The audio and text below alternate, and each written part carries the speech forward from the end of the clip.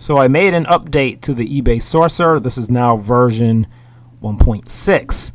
This is a Google Sheet that scrapes products from an eBay search and can also find potential sources of those products. Now, focusing on this new update, the extraction criteria, I've added two things to it: the number sold and the seller feedback. And the reason why I've done that is because when you do a search on eBay and you apply filters, which I did here, there is not a filter for the number sold. You can do sold listings, but not the exact number. And there's not a filter for the seller feedback.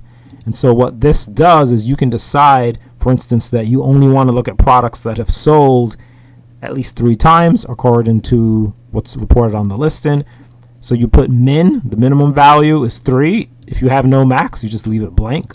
But if you wanted to do between 3 and 10, you could do that too.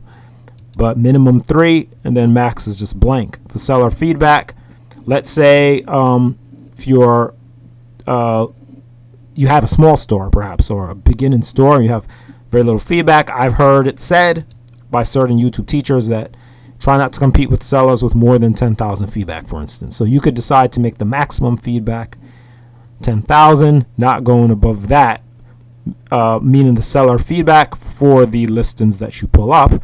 And so here's one page that I pulled using the extraction criteria, and you will see that the number sold, you see 5, 3, 6, 6. You don't see any products shown up here that has a listing not sold. You also do not see 1 sold. You don't see 2 sold in here. You always see 3 or more. And then this is the number sold in the last 24 hours. So that's just whatever that is, right? Many products listings do not have a number sold in the last 24 hours, but some do if they sold in the last 24 hours. And so this is going to be really helpful because now you don't have to just have all these. Usually when you do a search on eBay with the previous versions and you bring the search here, you have all these listings that show up. Now you can really narrow them down to a particular range of sold and seller feedback.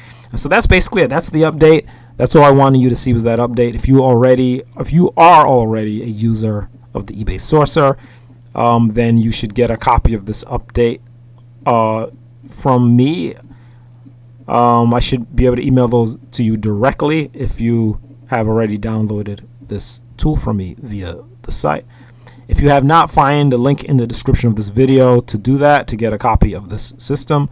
By the time you download it, if you're watching this video in the future, I might be even past version 1.6 potentially. So you may even get a more recent download. Only the most recent version is on the site. Only the most recent. So if I'm past 1.6, you'll get that version. Okay, always the latest version.